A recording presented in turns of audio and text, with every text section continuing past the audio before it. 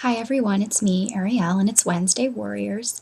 And today I'm going to be talking about dealing with our own high expectations, how to cut ourselves some slack, how to not set ourselves up for failure, and how to work with these expectations we've set for ourselves.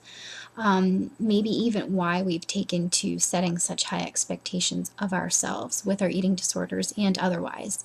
This is a topic that I suggested because I know several people who struggle with this, struggle with setting high expectations for themselves, and struggling to meet those expectations. And, I dealt with this myself because I've always been a perfectionist of sorts, and it was something that I really struggled with when I was dealing with my eating disorder. It's sort of like a game you play with yourself that you can always be better than yourself. And some people take this game too far. Many people that have eating disorders take this game too far. Even when it comes to their eating disorders, they're playing this game. You want to be the best. You don't want to give up. You want to control and work towards a goal, however twisted that goal may be. Um, but it's important to remember that you're not alone in this. There are a lot of people out there that are having these same feelings, these same struggles, these same predicaments, and they're creating these high expectations for themselves. So you want to keep in mind that you're not the only person feeling this way, and it doesn't make you crazy, and it doesn't make you weird, and we're all in this together in some respect. I just want to talk really quickly about how high expectations can affect you negatively. And by that I mean when you are taking high expectations to an excessive level, when they're not just goals for you to reach, but they are the the end result that you must achieve or else, and how you're setting yourself up. First, they really lead to increased stress, and they put a lot of pressure on you. They can give you a lot of anxiety, and those are three things that you don't want in your life and that are going to affect you very negatively. Stress, pressure, and anxiety. Who wants any of those things? Who wants to deal with those things in addition to these high expectations? The second thing is that high expectations actually, can cause poor performance because you're constantly so worried about if you're going to do well enough in all of your undertakings that you are affecting yourself. And they also promote decreased enjoyment. Basically, what I mean by that is you're so focused on succeeding that you're not even enjoying what you're doing. And so many people do this, eating disorders or not.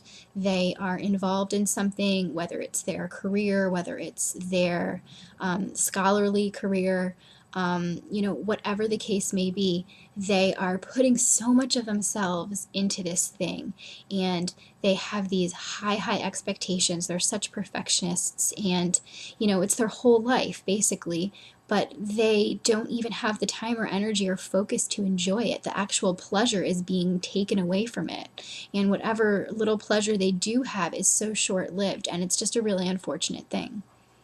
And then the third thing is that obviously high expectations are going to cause you a lot of frustration. And that's because you have this thing that you're constantly trying to reach. And if it's such a high expectation that it's almost unattainable or it's so difficult to attain, then you're setting yourself up constantly for this letdown or for this frustration. And having frustration on a regular basis is really frustrating. And then the last thing is that having high expectations basically destroy your confidence because you are constantly talking down to yourself. You're belittling yourself, you're berating yourself, and you're sort of replaying all of your mistakes and telling yourself all these errors you've made, and you're not focusing on your strengths. You're focusing on your weaknesses.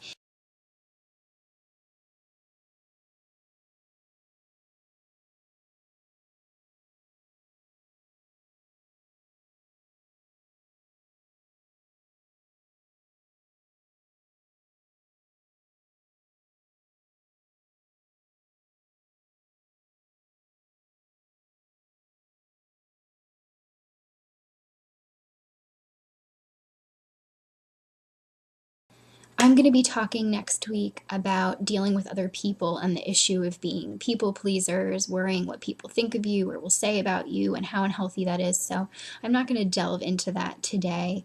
I'm going to, strictly focus, as I did, on our own high expectations and what that means for us and how we can sort of steer ourselves in the right direction. A really good tip when you are setting expectations for yourself is to put things in perspective by asking yourself for a moment if you would expect the same thing of a very close friend, or of your sister or your brother or someone you care very much about who is your peer, somebody who's on a level with you.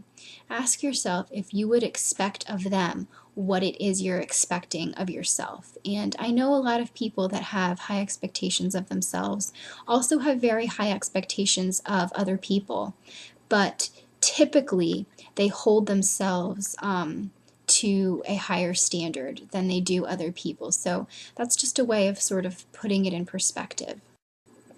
And then along those lines, if you realize that maybe you are holding others to high expectations as you do yourself, then you might want to ask yourself if you are actually too self-absorbed, if you are expecting people's lives and thoughts and activities and goings on to, you know, if you're asking them to revolve around you in such a way that isn't really natural. Friends, family members, colleagues, if you're holding them to such high expectations and you're holding yourself to those same high expectations, everyone is going to fail you, including yourself. And that's no way to live. And it's a very ugly feeling to sit with on a regular basis. And it's mostly due to your perception and your perfectionist nature. And the way to get around that is to keep giving yourself those daily reminders. Hey, I'm only human. She's only human. He's only human. Just because they did this, this, and this, or didn't do this, this, and this, doesn't mean that they don't care about me. Doesn't mean that they don't take their job seriously. Doesn't mean that they don't take me seriously.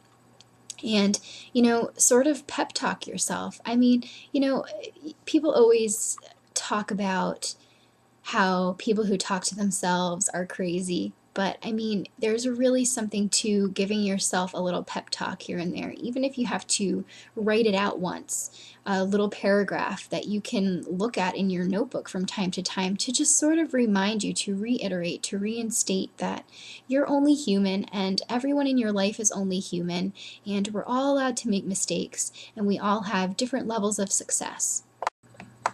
It's really just about a reality check, reminding yourself daily or weekly that you're only human and that as a human you're going to make mistakes and you will not succeed 100% of the time, and that's okay. And that's a scary thought for a lot of people, to realize that they're not going to succeed 100% of the time, because a lot of people strive for that. They must succeed 100% of the time, but the world doesn't work that way and life doesn't work that way, and the sooner you learn to accept that, the sooner you will be on the path to happiness, because happiness isn't really about succeeding 100% of the time, and I'm going to talk about that. Your idea of success may be a skewed one. Success really is being happy with your life. It's not about constantly living up to standards that you, your parents, or your society has made. It's about something much more. It's about a feeling of pleasure, an accomplishment, a feeling of contentment. And I just want to talk about the word contentment. Contentment in the dictionary is the state of being contented, satisfaction, ease of mind. And if you just listen to this entire video and we were talking about, pressure and anxiety and all these high expectations, it's the farthest thing from ease of mind that there is. So if you don't have ease of mind in your daily life, you don't have contentment. And if you don't have contentment, then you don't have true success. And that's the best lesson that I can give you. So I hope you've taken these words to heart, and you can do with them what you will. And I will see you next time.